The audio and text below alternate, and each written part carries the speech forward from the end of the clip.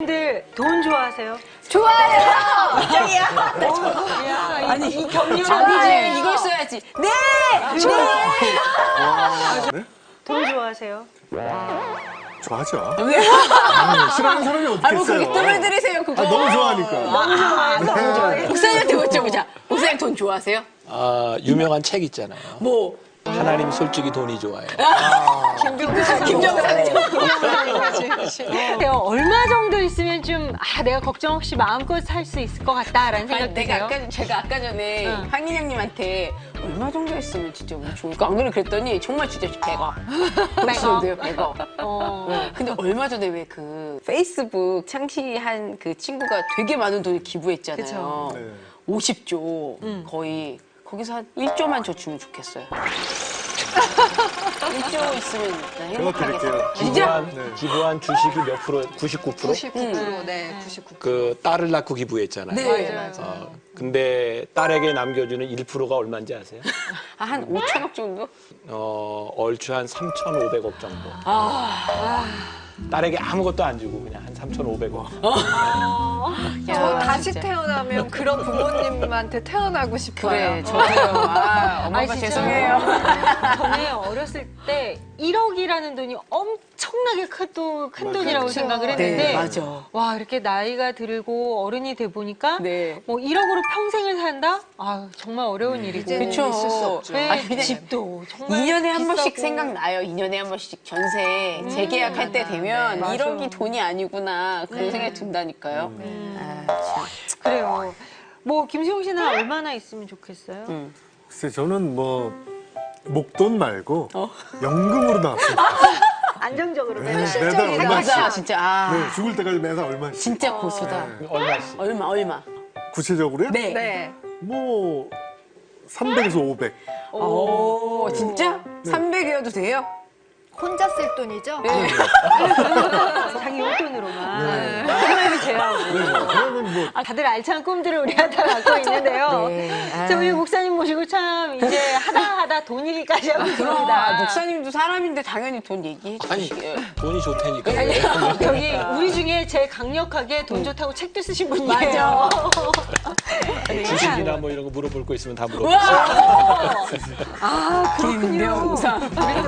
새해에 또 목사님의 네. 다양한 면면들을 또 우리가 네. 만나볼 수도 엄청 있을 것 기대돼요, 같은데 지금. 빨리 시작해요. 자, 오늘도 정말 기대가 됩니다. 네. 어떤 얘기들이 오고 갈지. 자, 돈에 대한 이야기를 아주 발칙하고 또 아주 신랄하게 해보고자 합니다. 네. 자, 그럼 우리 한번 준비해볼까요?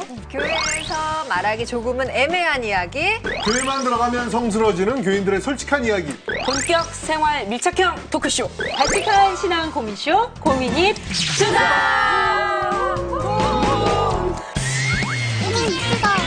크리스천에게 있어서 돈이란 무엇인지를 이야기해보는 날인데요. 첫 번째 사연은 역시 제가 가지고 왔습니다. 20대 초반 한 자매의 이야기입니다. 제목 좀 슬퍼요. 돈을 많이 벌고 싶어요. 어려서부터 우리 집은 가난했었어. 어머님은 짜장면이 싫다고 하셨어. 어머님은 짜장면 드시고 계셨어. 좀 더 해야 될 것 같아요. 그렇게 이 노래의 가사처럼 우리 집은 어려서부터 가난했습니다. 부모님은 고생하시며 희생만 하시다 병까지 얻으셨습니다. 그런 부모님의 모습을 보면서 제 꿈은 단 하나, 돈을 많이 버는 것이 됐습니다. 친구들하고 어울리지도 않고 아르바이트를 몇 개씩 하며 돈을 모으고 있는 제 모습을 보고 친구들은 돈벌레, 짠순이라고 뒷말들을 하기도 합니다. 그리고 며칠 전 한 선배는 야, 너 돈 좀 쓰면서 살아. 그렇게 돈만 모아서 뭐 하려고 하니? 부자 되려고요. 부자가 천국에 들어가는 것이 낙타가 바늘구멍 통과하는 것보다 어렵단 말 몰라요? 재수없어. 라고 말했습니다. 다른 말은 제 귀에 들어오지 않았지만 성경 구절이 제 귀에 꽂혔습니다. 정말 크리스천은 부자가 되면 안 되나요?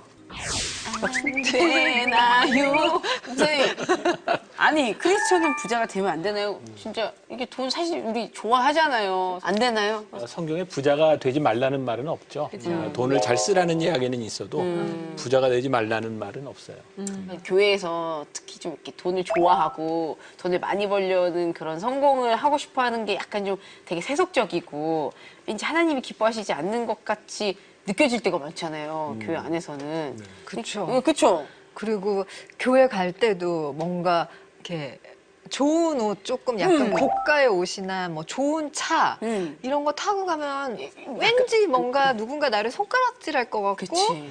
네, 네. 뭐 그런 느낌이 네. 왜 생겼는지 모르겠는데 저도 사실은 들긴 하거든요. 네. 아, 좋은 차가 있으신가 봐요. 그러니까 좋은 옷도 있나 봐. 좋은 차는 없습니다.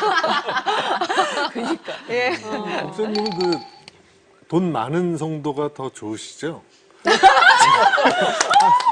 정말 선곡 같은 헌금도 많이 질문. 하잖아요. 오늘의 선곡이다. like 좋다고 할 때는 돈 많은 성도가 좋죠. 이건 또 사랑하고 돌봐야 되는 거하고는 다른 차원입니다.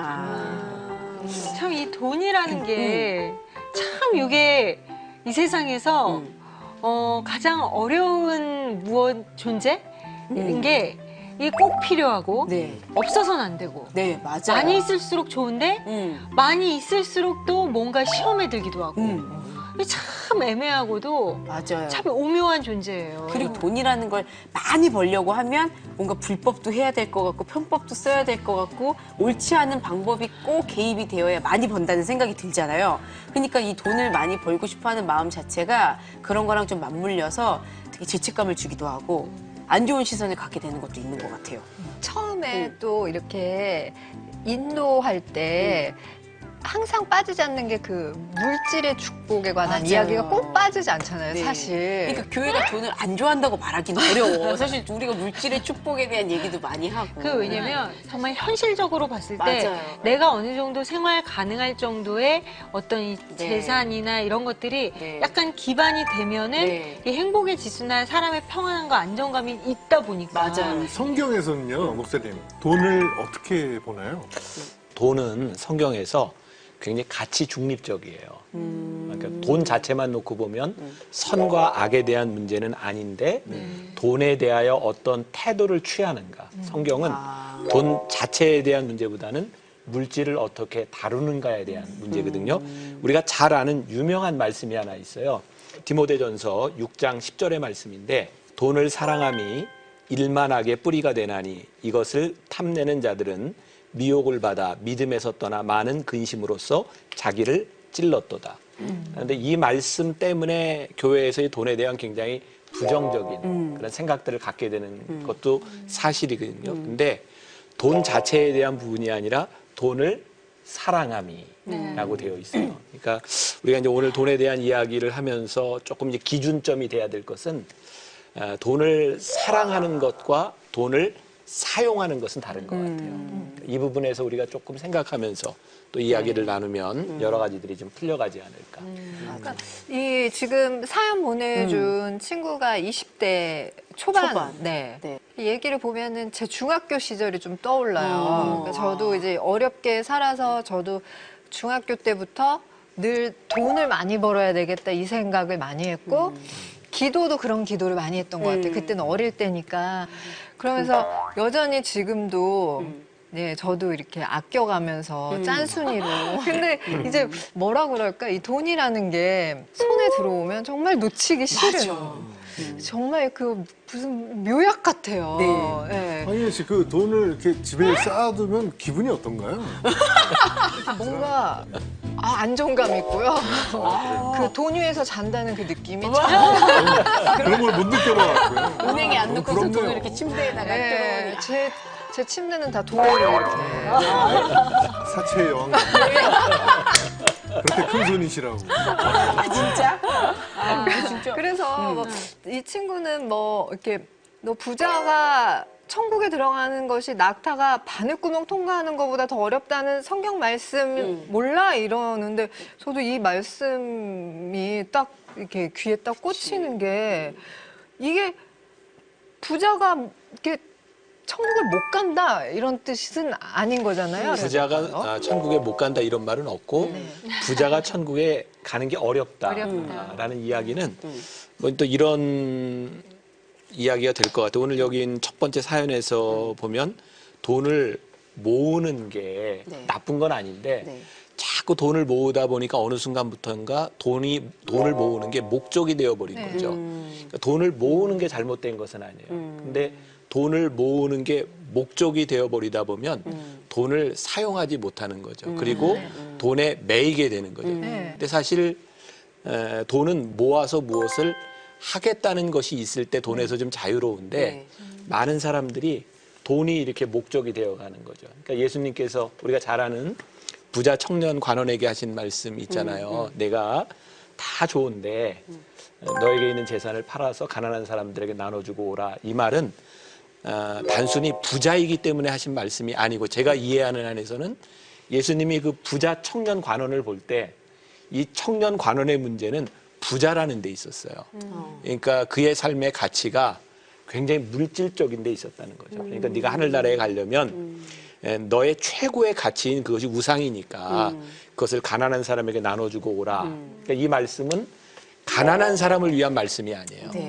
이 부자 청년을 위한 말씀이지. 그러니까 이것은 부에 대한 부정적인 의미가 아니라 무언가 포로된 자에 대한 아마 뭐 성형에 중독된 사람이라 그러면 네. 예수님께서 너 이제 성형을 그만하고 나를 따르지 이렇게 말씀하셨을 것 같아요. 맞아. 근데 목사님 이렇게 돈을 이제 목적이 된다고 하셨는데 이게 돈을 모아야 이게 딸리는 식구들도 맞아요. 챙기고 그러니까 맞아요. 이게 통장에 돈이 빠질 때마다 사실은 이렇게 손이 막 떨려요. 이렇게 특별히 지금 어디다 되게 떨고 계시죠? 벌써 이렇게. 띵동 띵동 나갈 때마다 정말 내가 또 돈을 더 벌어야 되나? 그러니까 늘 그거에 막 노예가 되어 있는 느낌은 알겠는데 벗어나기가 정말 어렵거든요. 왜냐하면 생활을 해야 되니까. 맞아요. 돈으로부터 초연해질 수 있는 사람은 없을 것 네. 같아요. 없어요. 예. 없고 우리가 교회 안에서 그리고 우리 신앙 공동체 안에서 돈에 대한 이야기를 하는 것을 절대로 세속적이라고 생각하지 마세요. 당연한 일이에요. 그리고 뭐 저도 이제 책에서 본 건데 어떤 기준으로 했는지 모르지만 예수님께서 말씀하셨던 말씀과 비유들을 보면 80%가 돈에 대한 이야기예요. 그러니까 경제적인 문제인 거예요. 그러니까 우리들이 살아가는 이 세상이 돈이 없이는 살 수 없어요. 네. 그래서 돈이 위험한 거예요. 그래서 돈은 때때로 하나님과 늘 비교되는 그렇게 대상이에요. 말이죠. 맞아요. 그래서 아주 무서운 거죠. 네. 네. 하나님과 비교되는 우상이 될 수도 있고. 네. 그렇죠. 그래서 이 돈은 아주 중요하게 다루어야 되고 우리가 오늘 이야기하는 것들이 아마 많은 사람들에게 도움이 되지 않을까. 되게 슬픈 말을 들었는데, 그러니까 어렸을 때 집도 좀 유복하고 그렇게 해서 사랑도 잘 받고 자란 사람들이 커서도 성격이 좋다 이런 말들을 되게 공공연하게 하잖아요. 그런 얘기를 들으면 나 약간 상대적으로 어렵게 자라고 그래서 삶이 각박해서 어쩔 수 없이 좀 까칠한 성격을 형성하게 된 사람들한테는 그건 또 굉장히 속상하고 자존심 상하는 얘기인 것 같아요. 그건 그렇지 않아요. 그래요? 네, 하나님을 만나면 그렇다. 다 변화되고. 왜 이러세요 지금? 이러지 않기로 했는데. 제 얘기예요, 제 얘기. 네, 제 얘기예요. 아니에요. 또 다른 얘기. 이쁜 사람은 또 좀 얘기가 달라요. 근데 이제 이사님 한편에서는 이제 그 좀 올바른 부자, 그러니까 크리스찬들 사이에서는 청렴한 부자라는 이야기들을 많이 하잖아요. 네. 이게 어떤 의미인지 좀 설명을 해주세요. 사실 이제 부자라고 하는 말 자체가 우리들은 흔히 뭐 이제 쓰는 말이지만 가난과 그 부자의 경계가 뭐냐라고 했을 때 늘 부족하다고 느끼는 사람은 가난한 사람이고 내가 더 이상 필요한 것이 없다라고 느끼면 부자라는 거죠. 근데 이 기준은 객관성이 전혀 없는 그렇죠. 거예요. 모두가 굉장히 자기 주관적인. 그렇죠. 그리고 우리가 생각하는 이제 부자라고 하는 사람들이 돈을 많이 벌지만 우리가 생각하는 천문학적인 숫자, 예를 들어서 1조만 가지고 있다고 해도 이 돈을 평생 어떻게 써요? 아무리 써도 어떻게 1조를 쓰냐고. 해보고 싶다. 나 쓸 수 어떻게- 있을 아니, 것 같은데. 그냥 주는 거 말고 나를 위해서 쓴다고 할 때 나를 1조를 위해서. 어떻게 쓰겠어요? 목사님, 요새 가방 하나가 몇 천만 원이고 몇 억짜리가 있는데 그 몇 개, 무슨 말씀이세요? 왜 못 써요? 뭐 쓴다 그러지 뭐 그러면. 근데 우리들이 돈을 아무리 가지고 있어도 더 벌고 싶은 마음들. 네, 사실은 맞아요. 나는 이 가치관에 대한 문제라고 하는데 이런 얘기를 하면은 많은 사람들이 재수 없다 이렇게 얘기할지도 모르겠지만 사실 우리들이 인생의 가치를 돈에 두는가 그렇지 않는가는 다른 차원의 문제. 예를 들어서 나도 그래요. 똑같이 어디 가든지 내가 어떤 모습으로 가고 어떤 차를 타느냐에 따라 대하는 게 틀리겠죠. 근데 내가 대우를 그 사람에게 어떤 대우를 받는 게 내 인생의 가치인가? 아니면 내가 살아가는 삶이 가치인가를 생각한다면 힘들기는 하지만 이길 수는 있다고 생각해요. 그리고 뭐 이제 아까 교회 올 때 어떤 차를 타고 오는 것이 어떤 사람은 다 우리 인영 씨 같은 생각을 가진 게 아니라 교회 올 때도 좋은 차와 좋은 옷을 입고 오는 것이 내 가치라고 생각하는 사람이 있고 왠지 교회에 오면서는 이러면 안 될 것 같은 생각을 하는 사람도 있는 거예요. 그리고 예를 들어서 내가 목사인데 여기 네 사람이 다 우리 교인이라고 할 때 어떤 사람은 아 목사님이 좀 부자로 살았으면 내 마음이 참 좋겠다 하는 사람도 있을 거고 어떤 사람은 목사님은 조금 청빈하게 어렵게 사는 것이 좋겠다라는 생각도 있을 거예요. 그러니까 돈의 많고 적음과 무엇을 가지고 있다, 가지고 있지 않다를 가지고 판단해야 될 문제는 사실은 아니죠.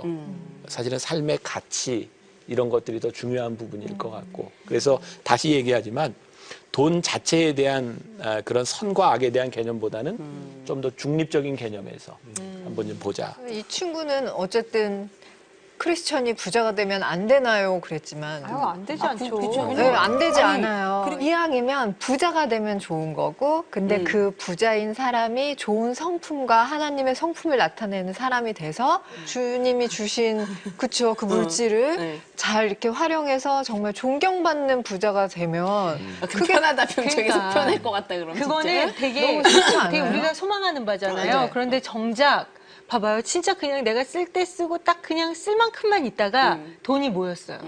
그럼 그 돈을 정말 청렴하고 정말 옳은 곳에 싹 흘려보낼 수 있어요. 자, 아니, 일단 왜 건물을 꼭 돈을 모았다고 꼭 흘려보내야 기부를 해야 된다는 그런 거는 그치. 어디에 써요? 성경에 있죠? 아니, 이게 돈을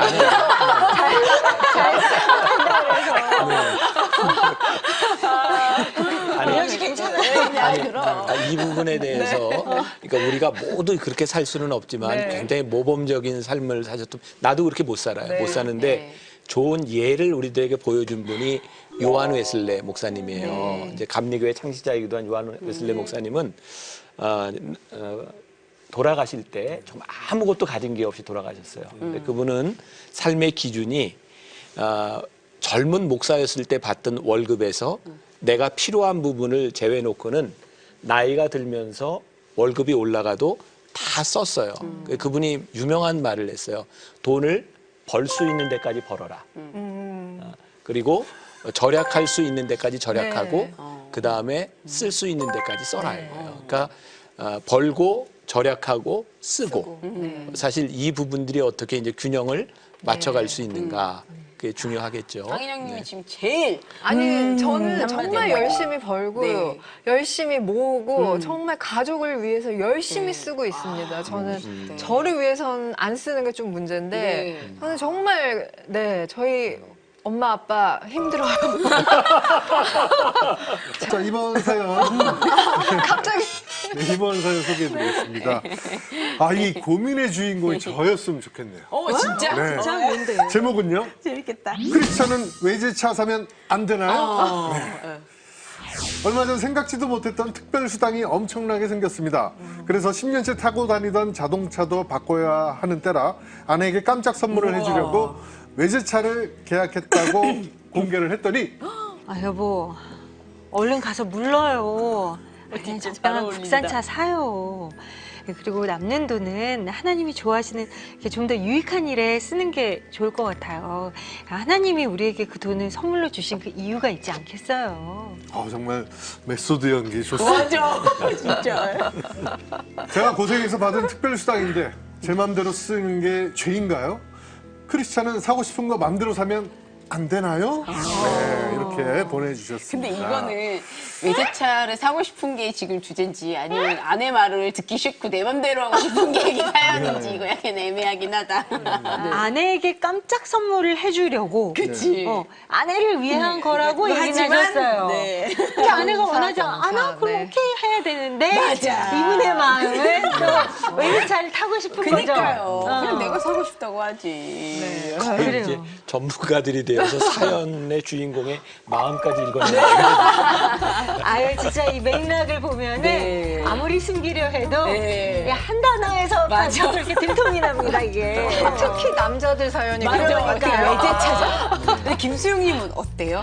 진짜 그냥 정말 큰 돈이 생기셨어요. 네. 외제차를 사고 싶어. 근데 내가 기독교인이라서 꺼려지는 마음이 있으세요?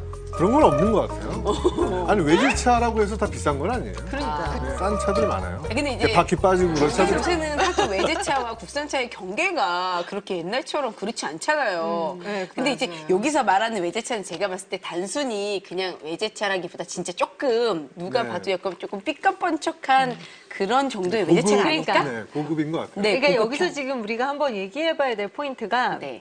그냥 외제냐 국산이냐의 그쵸. 문제가 아니라 네. 나를 위한 사치? 네. 약간의 그런 어떤 나를 위해서 뭔가 좀 쓰는 돈? 큰 돈. 뭐 예를 들어서 여자들은 뭐 명품 가방? 네. 뭐 아니면은 뭐 코트. 명품 구두? 뭐 맞아요. 이런 것들. 남자들에게 뭐가 있을까요? 명품 뭐 시계. 네. 그리고 뭐 컴퓨터, 전자기기, 전자제품. 스피커, 맞아, 뭐 맞아. 이런 거. 그런 거 사면 안 돼요, 목사님? 나는 이게 이제 네. 우리들의 삶의 이제 훈련, 이거 이제 기준이라고 생각을 하는데 사실 지금 여기 있는 사람들은 사치라고 생각할 때 명품을 생각하잖아요. 네. 명품 시계.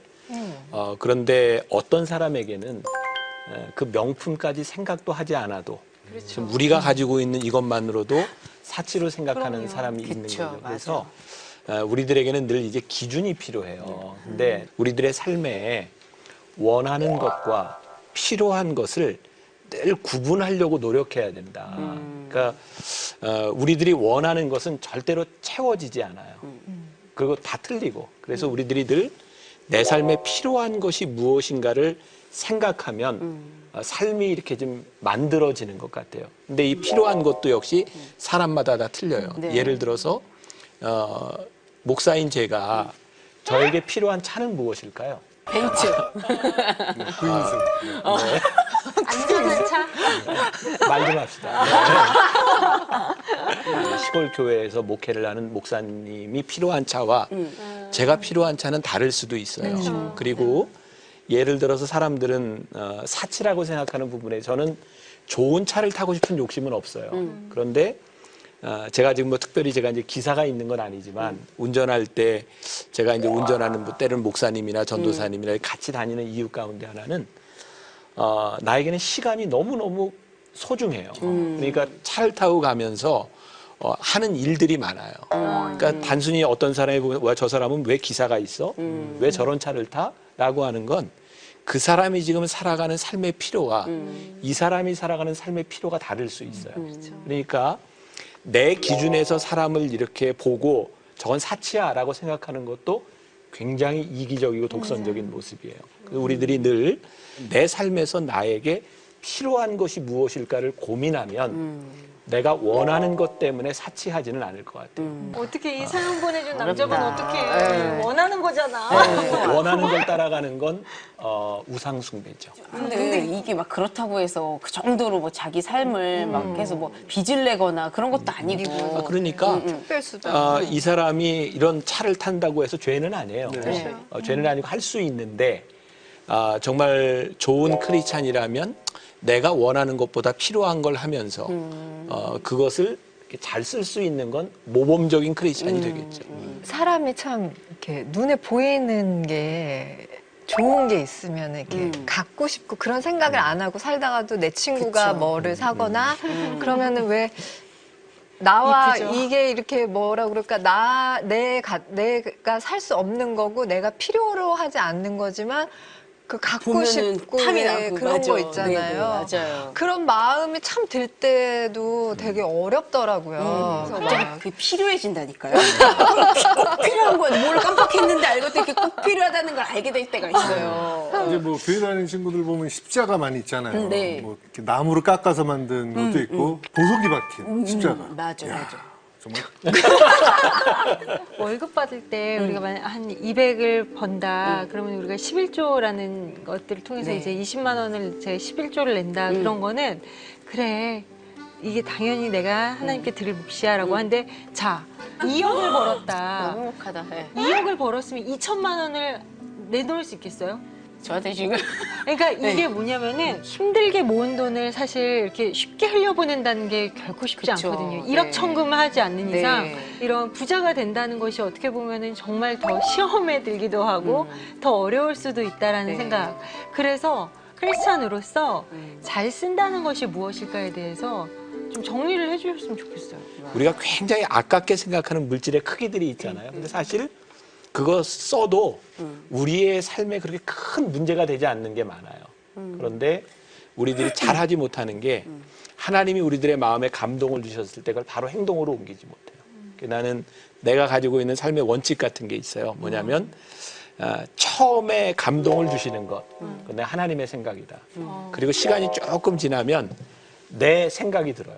그리고 조금 더 지나면 사단이 이렇게 속삭이는 것 같아요. 그래서 저는 그냥 감동이 올 때 질러요. 예. 그래서 목회자로서 내가 그래서 돈을 안 모으려고 노력하는 부분 중에 하나가 그거고 내가 통장을 소유하지 않으려고 하는 이유가 그거고 왜냐하면 모으기 시작하면 못 써요. 근데 이것은 내 생활의 이야기고 내가 이제 돈에 관해서는 우리들이 지혜가 필요하다고 생각해요. 그리고 돈을 관리를 하는 것이 지혜예요. 그러니까 그 탈무드에도 사람들이 어려운 사람들을 도울 때 제가 정확히 기억이 나지 않는데 자기 재산의 50% 이상을 기부하지 못하도록 해요. 왜냐하면 기부를 너무 많이 함으로 인해서 자식들이 힘들어지거나 그쵸, 네. 자기 생활이 힘들어지면 죄를 지요. 그래서 기부를 하는 것도 여러분들의 삶에서는 굉장히 중요하게 지혜롭게 생각해야 되는 거고 여기서 제 맘대로 쓰는 게 죄인가요? 이렇게 물어보셨단 말이에요. 죄는 아니죠. 지금 어떤 것은 죄일 수도 있고 어떤 것은 죄가 아닐 수도 있겠죠. 네, 그렇기는 하지만 지금 10년 동안 타고 다녔던 차이고 또 특별 수당으로 이제 쓰는 건데 와이프는 좀 더 유익한 데 쓰자고 얘기는 하지만 좀 이렇게 마음에 이렇게 부담까지 죄인 것 같이 이 정도까지 느끼지는 않고 차 바꾸고 남은 돈으로 이렇게 아니. 차예요. 내가 상담을 한다면 이렇게 하겠어. 내가 상담을 한다면 부부의 의견이 틀려요. 네. 그런데 분명히 아무리 봐도 객관적으로 볼 때 조금 더 선하고 조금 더 덜 선한 것은 있잖아요. 네, 나는 뭐. 현명한 사람이라고 하면 의견이 틀릴 때 조금 더 선한 쪽의 마음을 가지고 있는 사람의 의견을 들으면 후회하지는 않겠다. 그리고 좋은 일이잖아요. 우리가 이걸 타는 것보다는 좀 아껴서 그 타는 게 잘못된 게 아니라 부인이 이런 마음을 가지고 있다면 그 선한 일을 따라가는 것이 훨씬 더 이 가정에 유익한 일이 아닐까. 선한 일을 따라가라. 근데 이렇게 해서 만약에 남편이 마음에 이렇게 약간 좀 억하심정이 생겨가지고 그다음부터 부인이 얘기하면 괜히 하나님에 대해서도 부정적인 생각이 생길 바에야 저는 한편 일단 한번 사보고 큰 무리가 되지 않은 선에서 사보고 또 그런 경험을 또 해보는 것도 필요하지는 않을까. 그래서 나중에 자기가 정말 우러나왔을 때 하나님한테 드리고 싶은 마음이 들었을 때 또 드리는 것도 남편분한테는 좋지 않을까요? 그렇죠? 네 마음대로 하세요. 네. 근데 저는 이렇게 큰 돈이 없네 지금. 할 수가 없네요. 자, 우리 이쯤에서 한번 네. 파이팅 외치고 네. 해볼까요? 교회에서 말하기 조금 애매한 이야기. 교회만 들어가면 성스러워지는 교인들의 솔직한 이야기. 본격 생활 밀착형 토크쇼. 바티칸 신앙 고민쇼 고민이 시작! 잠시 후 복권 사는 게 죄인가요? 때때로 사셔. 돈벼락 한번 맞고 싶은 거 아니에요? 실광고 하지 말라고. 그거에 완전 초연해지기엔 어려워요. 안 기뻐하세요? 나 돈 많이 갚는 거? 올바른 게 돈 버는 방법은 뭐가 있을까요? 지금 목사님한테. 돈보다 더 소중한 가치가 우리 안에 들어왔을 때 우리들이 돈에 대한 유혹을 이길 수 있어요. 다음 사연은 제가 준비했습니다. 저 혹시 구수님들 복권 같은 거 사보신 적 있으세요? 네, 뭐 재미로 뭐 즉석 복권도 사고 그 숫자 나오는 복권 네. 토요일 날 그거 하는 그것도 뭐 사봤죠. 사봤어요. 자주 사요. 네. 때때로 사셔. 네. 요즘도 가끔. 요즘 안 사본 것 같아요. 요즘은 거의 네. 예, 저는 안 삽니다. 아. 저는 절대 안 맞아요. 이게 사봤다는 얘기네요. 그러네. 저는 절대 안 돼요. 네. 그러구나. 자, 이번 사연이 바로 복권에 관한 이야기인데요. 자, 복권 사는 게 죄인가요? 네. 32 직장 생활 10년 차인 저는 매주 금요일 철야 예배를 마치고 집으로 돌아가는 길이면 편의점에 들릅니다. 토요일에 결과가 나오는 복권을 사려고요. 당첨이 되면 뭐 할 거냐고요? 11조도 드리고 그동안 한 번도 못 가본 해외여행도 가고 싶습니다. 물론 해외여행지는 아는 선교사님들이 계신 선교지죠. 가면 선교 헌금도 드리고 올 겁니다. 그런데 이런 제 계획을 친구에게 얘기했더니 복권으로 얻은 돈을 하나님이 기뻐하실까? 하나님은 땀 흘려 열심히 일한 수학을 기뻐하시는 분이야. 진짜 얄밉다 진짜. 라고 했습니다. 복권 정말 하나님이 싫어하시는 건가요? 네. 근데 저 20대 초반 때 저희 이제 교회 간사님하고 그런 얘기 한 적이 있었는데 제가 만약에 복권이 당첨돼서 10억이 당첨되면 뭐 1억은 헌금을 하고 뭐 1억은 누구를 주고 또 1억은 누구를 주고 막 제가 막 그랬더니 되게 웃으면서 일단 사도 되지도 않을 뿐더러 복권을 사서 그렇게 갑자기 큰 돈을 받는 것이 과연 옳은 것인가 그런 얘기를 하셔서 제가 그때 한참 좀 이렇게 되게 혼란스러웠던 적이 있었어요. 그러니까 그냥 물론 내가 나쁜 짓을 해서 얻는다는 생각이 사실 들지 않잖아요. 그냥 운이 좋아서 나에게 큰 돈이 들어왔을 때 근데 다만 나의 의도는 있죠. 제가 그걸 이렇게 사서 이렇게 뭐 긁거나 뽑는 거니까. 근데 그 행위 자체가 사실은 하나님이 기뻐하시지 않는 행동이 될 수 있다. 이렇게 말씀을 하시더라고요. 그래서 거기에 대해서 저는 약간 좀 그때는 좀 반발심이 있었죠. 아니, 이게 뭐가 나쁜가. 내가 나쁜 짓을 했는. 복권은 하나님의 뜻이 아니다. 어떻게 목사님. 하나님 안 기뻐하세요? 나 돈 많이 갚는 거? 하나님 싫어하실까요? 아주 명확하게 얘기해서 하나님이 안 기뻐하신다고 나는 생각해요. 왜요? 근데 우리가 조금 이제 구분해야 될 게 있어요. 네. 내가 너무 이렇게 이렇게 기준 많아. 얘기하는데 투기하고 투자하고 좀 틀리죠. 네, 그렇죠. 복권은 투자일까요, 투기일까요? 소액 투자. 소액 투자. 소액 투자 왜 아니에요? 투기라고 생각하지? 뭐 요행이 아닌가요? 운? 네. 투기하고 투자는 나는 이렇게 생각해요. 투기는 내가 돈을 번으로 인해서 누군가 손해를 보는 일이에요. 투기하면. 그러니까 예를 들어서 이제 갬블링을 한다든지 네. 복권을 산다 이것은 누군가 한 사람이 돈을 많이 따기 위해서 많은 사람들의 돈이 희생되는 일이에요. 저는 이것을 투기라고 생각을 해요. 그러니까 누군가의 피땀 혹은 누군가의 그 희생이 있어서 내가 벌어야 되는 돈이라고 하면 바람직하지 않다. 건전한 투자라고 하는 것은 내가 이 돈을 이렇게 넣음으로 해서 누군가에게도 도움이 될 수 있는 마음과 그것을 통해 내가 바라는 기대 수익이에요. 그러니까 주식 투기가 있고 주식 투자가 있어요. 그러니까 뭐 이게 굉장히 이상적으로 들릴지 모르지만 저는 복권도 안 사고 주식도 안 하는 사람이에요. 네. 그러니까 이제 제가 그냥 가치 중립적으로 이야기를 한다면 네. 어떤 회사의 주식을 살 때 이 회사 정말 우량주, 이 회사가 잘 됐으면 좋겠고 이 회사가 잘 됨으로 해서 끼치는 영향도 있어. 그러니까 우리들이 사실 주식을 투자할 때에는 그 회사가 어떤 회사인지도 나는 봐야 된다고 생각해요. 어떤 가치가 예, 이 회사가 잘 됐을 때 네. 사회적 가치가 나빠져. 네. 그러면 우리가 돈을 번다고 해도 이것은 좋은 투자는 아닌 것 같아요. 그래서 그런 좋은 가치를 가지고 이 회사가 잘 되기를 바라는 마음으로 내 돈을 같이 이렇게 투자해 준다.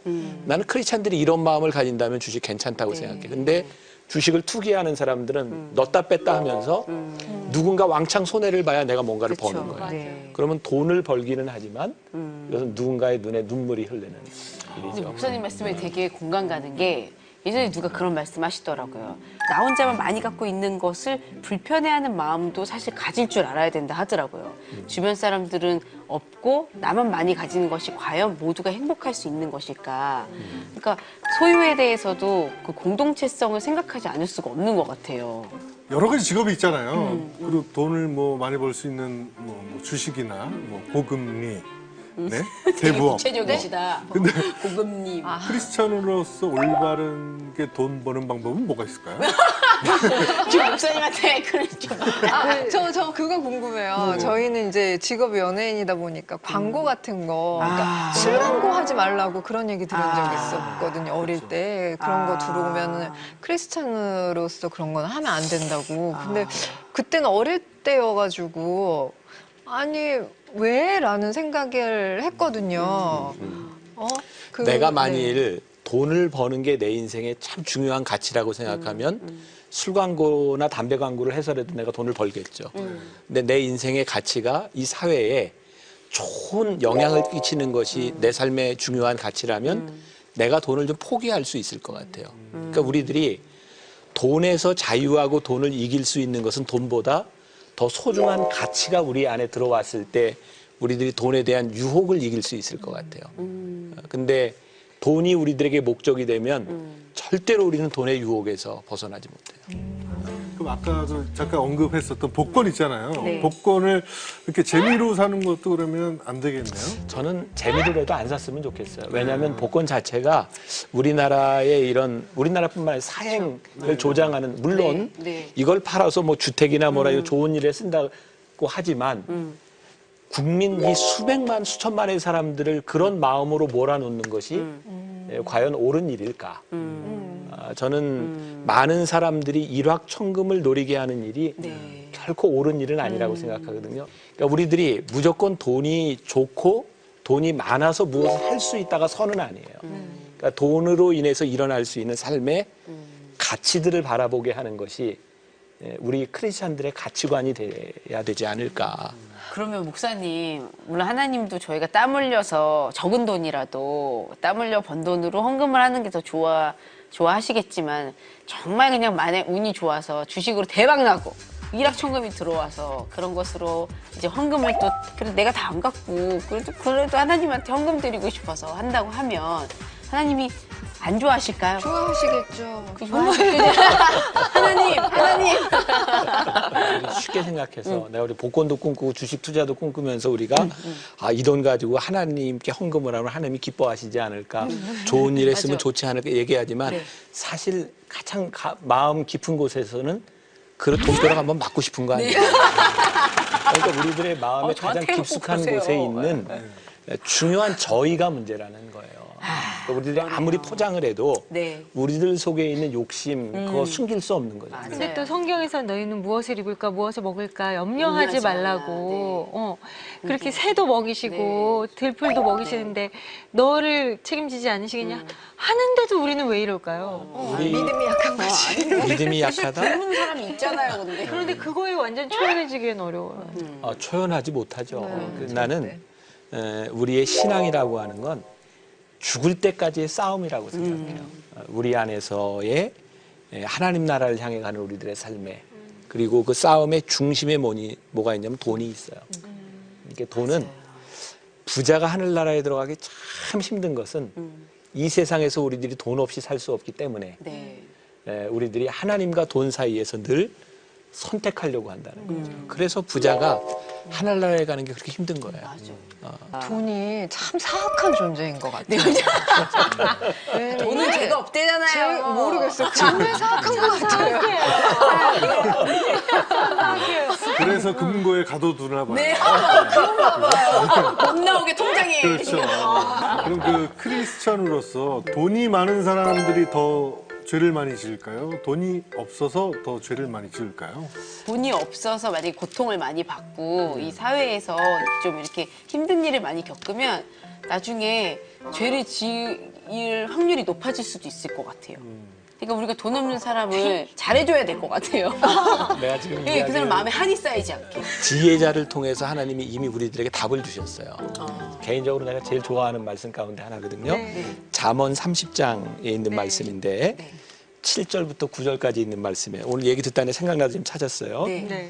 내가 두 가지를 주께 구하였사오니 내가 죽기 전에 내게 거절하지 마시옵소서. 곧 헛된 것과 거짓말을 내게서 멀리하옵시며 나를 가난하게도 마옵시고 부하게도 마옵시고 오직 필요한 양식으로 나를 먹이시옵소서. 혹 내가 배불러서 하나님을 모른다. 여호와가 누구냐 할까 하오며 혹 내가 가난하여 도둑질하고 내 하나님의 이름을 욕되게 할까 두려워함이니이다. 그래서 지혜서 기자는 하나님 나로 하여금 부하게도 마시고 가난하게도 마옵소서. 결국 이것은 돈의 양에 대한 문제가 아니에요.